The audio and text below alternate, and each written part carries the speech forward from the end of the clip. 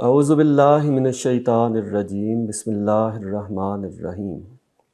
السلام علیکم۔ آج سے ہم سورہ یوسف کا آغاز کر رہے ہیں۔ ہماری اس نشست کا مقصد یہی ہے کہ ہم یہ دیکھیں کہ قرآن مجید میں ہمارے لیے کس طرح رہنمائی موجود ہے۔ قرآن مجید کا مقصد ہی یہ ہے کہ یہ لوگوں کی ہدایت کے لیے نازل کیا گیا ہے، تو ہمیں قرآن مجید کی طرف اسی مقصد کے لیے بڑھنا چاہیے۔ ظاہر ہے یہ ایک سمندر ہے ہدایت و رہنمائی کے پہلو سے، تو اس میں ہر بندہ اپنے لحاظ سے جو اس کو ضرورت ہوتی ہے وہ رہنمائی کے، ہدایت کے کوئی نہ کوئی پہلو عکس کر لیتا ہے۔ تو ہم بھی اب کوشش کرتے ہیں کہ ہم یہ دیکھیں کہ یہ جو سورہ ہے، سورہ یوسف، قرآن مجید کی 12ویں سورہ ہے، تو اس میں ہمارے لیے کیا رہنمائی کے پہلو ہیں۔ بسم اللہ الرحمن الرحیم۔ الف لام را، یہ سورہ الف لام را ہے۔ یہ ہم اس سے پہلے بھی ذکر کر چکے ہیں کہ قرآن مجید کی بعض صورتوں کے نام اللہ تعالیٰ نے خود رکھے ہیں، اور جنہیں ہم حروف مقطعات کے نام سے پکارتے ہیں، اور بعض صورتوں کے نام اس طرح معروف بھی ہوئے ہیں، جیسے سورہ یاسین ہے، سورہ قاف ہے، سورہ نون ہے، اور بعض صورتوں کے نام ملتے جلتے رکھے گئے ہیں۔ مثال کے طور پر سورہ بقرہ ہے یا سورہ آل عمران ہے، ان دونوں کا ایک ہی نام ہے الف لام میم۔ ایسے ہی یہ جو الف لام را ہے، یہ سورہ یونس اس سے پہلے ہم پڑھ چکے ہیں، پھر سورہ ہود ہے، اور اب سورہ یوسف میں بھی ہم دیکھ رہے ہیں کہ تینوں صورتوں کا ایک ہی نام ہے۔ تو یہ صورتوں کے نام ہیں، ان کے معنی کیا ہیں، لوگوں نے اپنے طور پر اس پر کوئی کلام کرنے کی کوشش کی ہے، مختلف آراء ہمیں اہل علم کی طرف سے ملتی ہیں۔ بہرحال جب یہ معلوم ہو گیا کہ یہ صورتوں کے نام ہیں، تو معنی یا مصداق اگر معلوم نہ بھی ہوں تو اس سے قرآن مجید کے فہم کے حوالے سے کوئی ایسی چیز نہیں ہے جو رکاوٹ بنے۔ تلک آیات الکتاب المبین، یہ آیتیں ہیں اس کتاب کی جو واضح ہے۔ یہ آغاز میں بتا دیا گیا کہ یہ قرآن مجید بالکل واضح ہے، یعنی اس میں کوئی خلا نہیں ہے، نقص نہیں ہے، کمی نہیں ہے جہاں تک کتاب کا معاملہ ہے۔ اگر اس کے فہم میں کوئی مسئلہ ہے، اس کو سمجھنے کے حوالے سے کوئی چیز رکاوٹ ہے، تو وہ ہمارے ہاں ہے، وہ ہمارے علم کی قلت بھی ہو سکتی ہے، وہ ہمارے غور و فکر کی کمی بھی ہو سکتی ہے۔ انا انزلناہ قرآنا عربیا، ہم نے اسے اتارا ہے عربی قرآن بنا کر، لعلکم تعقلون، تاکہ تم سمجھ سکو۔ یہ ظاہر ہے جو براہ راست مخاطبین ہیں قرآن مجید کے، ان کی زبان عربی ہے، چنانچہ قرآن مجید کو بھی عربی زبان میں نازل کیا گیا ہے، اور کتابوں کے نزول کا مقصد یہی ہوتا ہے کہ ان کو سمجھا جائے۔ چنانچہ اللہ تعالیٰ نے ایک طرح سے احسان کے طور پر یہ ذکر کیا ہے اپنے قرآن مجید کے براہ راست مخاطبین کے لیے، عربوں کے لیے، کہ ہم نے یہ تمہاری زبان میں اسے نازل کیا ہے، چنانچہ یہ سمجھنے کے حوالے سے تمہیں کوئی مسئلہ نہیں ہونا چاہیے۔ یہاں یہ سوال پیدا ہوتا ہے کہ قرآن مجید تو سب انسانوں کے لیے ہے اور قیامت تک کے لوگوں کے لیے ہے رہنمائی کے پہلو سے، تو باقی لوگ جن کی زبان عربی نہیں ہے ان کے لیے تو یہ رکاوٹ بنے گی، یہ چیز وہ اس کتاب کو کیسے سمجھیں گے؟ تو اس کے لیے اللہ تعالیٰ نے جو معاملہ دوسری ضروریات کے بارے میں کیا ہے وہ یہاں اختیار کیا گیا ہے۔ جیسے خوراک ہماری بنیادی ضرورت ہے، لیکن یوں نہیں ہے کہ ہر گھر میں وہ خوراک جو ہے پیدا ہوتی ہو، ہم صبح اٹھے ہوں تو بنی بنائی چیز ہمارے سامنے آ جائے۔ اس کے لیے بھی اللہ تعالیٰ نے ایک نظام وضع کیا ہے کہ کہیں دور کھیتوں میں وہ فصلیں اگتی ہیں، وہاں سے ایک عمل کے ذریعے مختلف سٹیجز سے گزرتے ہوئے خوراک ہم تک پہنچتی ہے، حالانکہ وہ ہماری بنیادی ضرورت ہے۔ ایسا ہی معاملہ یہ وہی جو ہے ہماری جو ضرورت ہے اس کا ہے کہ اللہ تعالیٰ نے پیغمبروں کو مبعوث کیا ہے، پیغمبر جس قوم میں آتے ہیں انہی کی زبان میں کلام کرتے ہیں، اور جو کتابیں نازل ہوتی ہیں جن علاقوں میں، جس خطے میں، جس زمانے میں کتابیں بھیجی جاتی ہیں وہی زبان اختیار کی جاتی ہے۔ البتہ دوسرے لوگوں کے لیے یا بعد میں آنے والوں کے لیے اہل علم کو اٹھایا جاتا ہے جو لوگوں کے لیے سہولت پیدا کرتے ہیں۔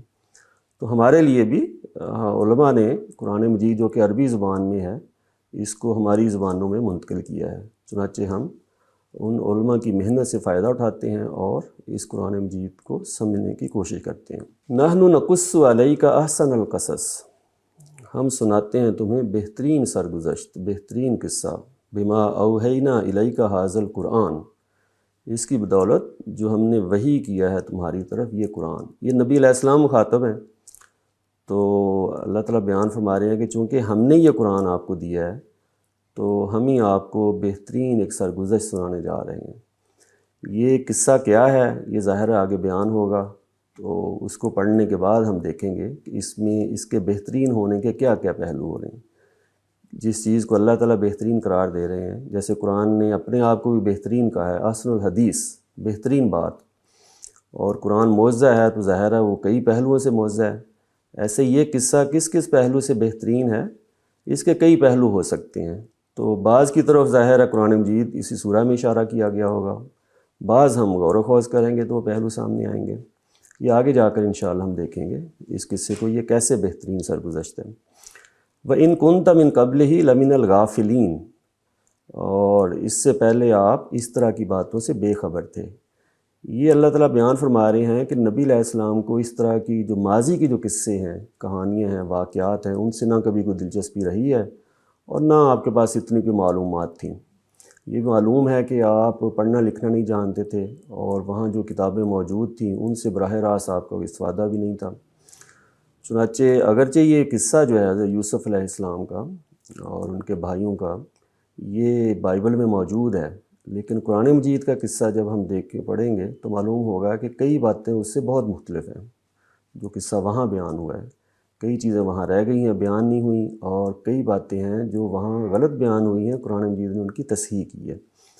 تو نبی علیہ السلام کو یہ بتایا جا رہا ہے کہ یہ ہم آپ کو وحی کے ذریعے قصہ سنا رہے ہیں، اور اس سے پہلے یہ معلومات آپ کے پاس نہیں تھیں۔ یہ اس لیے بیان کیا جا رہا ہے تاکہ لوگوں کو معلوم ہو جائے کہ پیغمبر جو یہ جو بات بیان فرما رہے ہیں، یہ باتیں ان کو وحی کی روشنی کے بغیر معلوم نہیں ہو سکتی، ان کے جاننے کا کوئی اور ذریعہ نہیں ہے، سورس نہیں ہے آپ کے پاس۔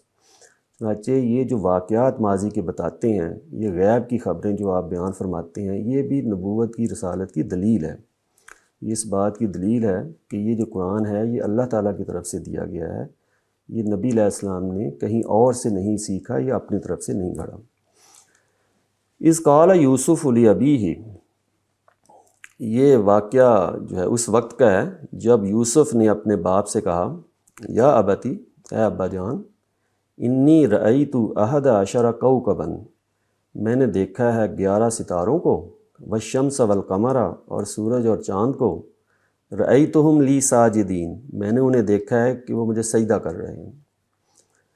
تو یہ خواب ہے، ظاہر ہے خواب کا ذکر حضرت یوسف اپنے باپ سے کر رہے ہیں۔ تو حضرت یوسف کے والد حضرت یعقوب علیہ السلام، اور حضرت یعقوب جو ہیں وہ حضرت ابراہیم علیہ السلام کے پوتے ہیں، یعنی حضرت اسحاق کے بیٹے۔ تو اب جو حضرت یوسف ہیں اور باقی جو ان کے بھائی ہیں، یہ کل 12 بیٹے ہیں۔ تو حضرت یعقوب کی یہ جو اولاد ہے ان کو بنی اسرائیل کہا جاتا ہے، آل یعقوب بھی کہا جاتا ہے، اور حضرت یعقوب کا لقب ہے اسرائیل، تو اس لقب کے نام سے بھی معروف ہوئے ہیں۔ چنانچہ ان کی اولاد بنی اسرائیل کہلاتی ہے یا آل یعقوب کہلاتی ہے۔ تو حضرت یوسف یہ واقعہ، یہ خواب سنا رہے ہیں اپنے والد کو۔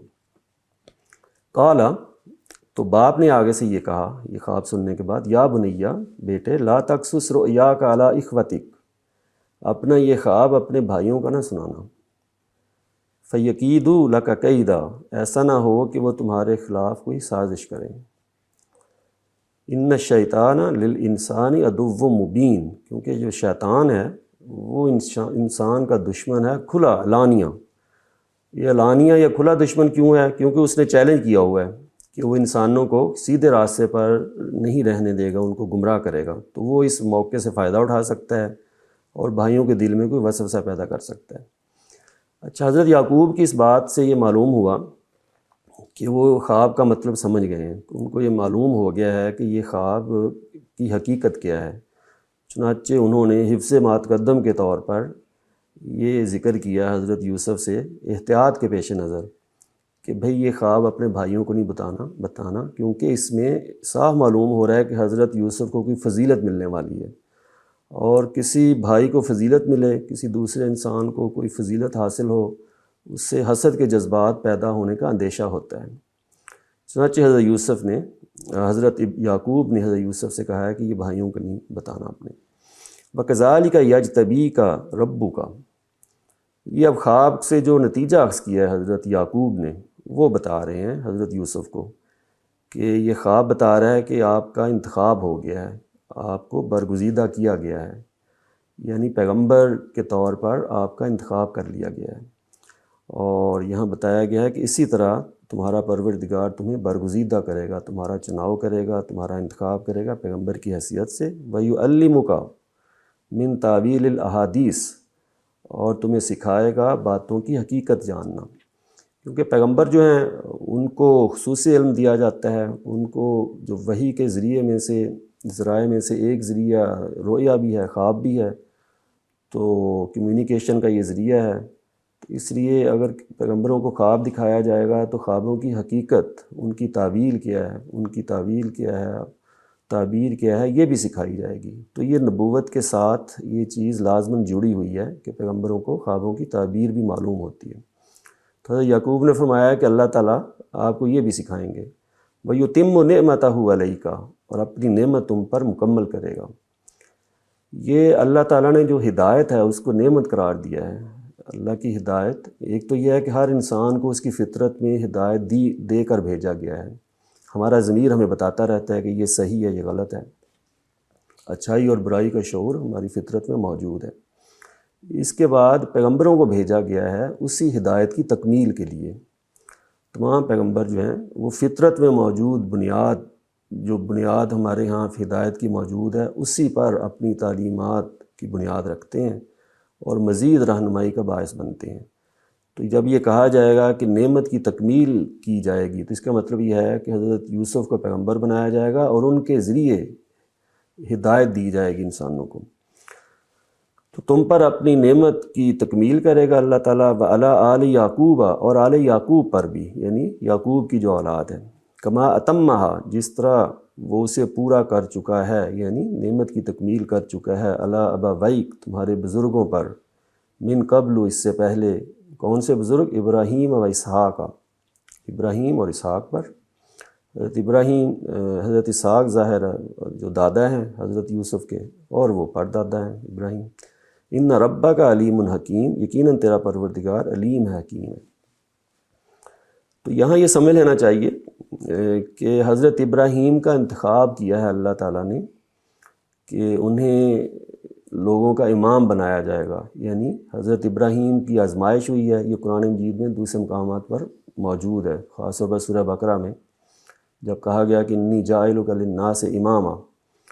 وہ کیوں کہا گیا؟ کہ اس سے پہلے حضرت ابراہیم کو کئی باتوں میں، کئی احکام میں آزمایا گیا ہے، اس آزمائش کے پر پورے اترے حضرت ابراہیم علیہ السلام، تو ان کا انتخاب ہو گیا کہ آئندہ جو بھی ہدایت اور رہنمائی دی جائے گی وہ حضرت ابراہیم کے ذریعے ہوگی اور ان کی اولاد کے ذریعے۔ اب حضرت ابراہیم کی اولاد کا انتخاب ہو چکا ہے کہ نبوت اور رسالت انہی کے اولاد میں رہے گی۔ حضرت ابراہیم کی اولاد ایک تو یہ سلسلہ ہے بنی اسرائیل، حضرت یعقوب کی اولاد آگے چلی ہے، حضرت اسحاق جو والد ہیں حضرت یعقوب کے، دوسرے بیٹے حضرت اسماعیل ہیں، ان کی اولاد کو بنی اسماعیل کہا جاتا ہے۔ چنانچہ حضرت ابراہیم علیہ السلام کے بعد جو بھی نبی رسول آئے ہیں ان کا تعلق انہی دو سلسلوں سے ہے، یعنی حضرت ابراہیم کی اولاد ہی سے ہے۔ اب ظاہر ہے انتخاب تو ہو گیا ان کی ذریت کا، نسل کا، تو ہر آدمی کو تو پیغمبر نہیں بنایا جائے گا نا، اب ان میں سے پھر فردر مزید انتخاب ہوگا، جیسے قرآن نے کہا ہے حضرت مریم کے حوالے سے، حضرت مسیح کے حوالے سے، کہ آل عمران کا ہم نے انتخاب کیا بنی اسرائیل میں سے، کہ ان میں نبوت جاری کی ہم نے۔ ایسے ہی اب آل یعقوب میں بھی تو کسی کا انتخاب ہونا ہے نا، تو یہ خواب صاف بتا رہا ہے، اور حضرت ابراہیم نے جو اس کی تعبیر سامنے رکھی ہے حضرت یوسف کے، اس سے معلوم ہوا ہے کہ بنی اسرائیل میں سے، یعنی حضرت یعقوب کی اولاد میں سے حضرت یوسف کا انتخاب کر لیا گیا ہے۔ تو یہ آگے جا کے بھی واضح ہوگا کہ ان کے ساتھ وعدہ یہ ہے اللہ تعالیٰ کا ذریت ابراہیم کے ساتھ کہ نبوت اور رسالت بھی ان کو دی جائے گی اور ان کو دنیا کا اقتدار بھی دیا جائے گا، چنانچہ حضرت یوسف کو یہ دونوں چیزیں عطا ہوئی ہیں۔ تو اسی لیے حضرت یعقوب نے یہ حضرت یوسف کے سامنے یہ بات رکھی کہ یہ خواب جو صاف بتا رہا ہے کہ حضرت یوسف کو نبوت ملنے والی ہے، یہ اپنے بھائیوں سے ذکر نہ کرنا، کہیں وہ حسد کا شکار نہ ہو جائیں کہ یہ فضیلت جو ہے یہ حضرت یوسف کو کیوں مل گئی، ہمارا انتخاب اس کے لیے کیوں نہیں ہوا۔ بہرحال یہ احتیاط تھی، وہ آگے سے بھی معلوم ہوگا، حضرت یعقوب نے کسی اور معاملے میں بھی احتیاطیں کی ہیں، لیکن اللہ تعالیٰ کے ہاں معاملات یہ ہیں کہ جو طے ہوتے ہیں وہ لازماً پورے ہو کے رہتے ہیں۔ باقی یہ سوال کہ اللہ تعالیٰ نے حضرت یوسف ہی کا کیوں انتخاب کیا، یہ آخری آیت بتا رہی ہے، ان ربک علیم حکیم۔ اللہ تعالیٰ جو بھی فیصلے کرتے ہیں، کسی کے انتخاب کا معاملہ ہو، کسی کے ساتھ جو معاملہ کرنا ہو، وہ اپنے علم کی بنیاد پر کرتے ہیں، اور اللہ تعالیٰ حکیم ہے۔ اللہ کے فیصلوں میں یہ لازمی چیز ہوتی ہے کہ کوئی حکمت پیش نظر ہوتی ہے، چنانچہ اللہ کا فیصلہ ہی بہترین فیصلہ ہوتا ہے۔ اصل میں یہ دیکھنا ہوتا ہے کہ اللہ کا فیصلہ لازماً نافذ ہو کے رہتا ہے، وہ ویسا ہی ہوتا ہے جیسے اللہ تعالیٰ فیصلہ کرتے ہیں، اور اس کے راہ میں جو رکاوٹیں ہوتی ہیں وہ رکاوٹیں دور کر دی جاتی ہیں۔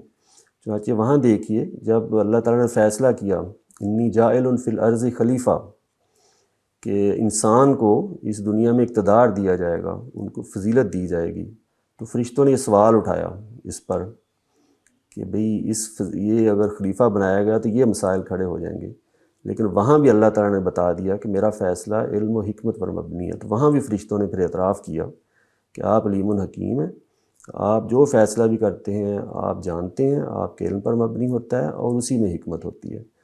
چنانچہ یہاں بھی حضرت یعقوب نے بتا دیا کہ یہ اللہ تعالیٰ کا فیصلہ کہ یوسف علیہ السلام کو پیغمبر بنایا جائے گا، یہ علم اور حکمت پر مبنی ہے اور لازماً یہ پورا ہو کر رہے گا۔ وآخر دعوانا ان الحمد للہ رب العالمین۔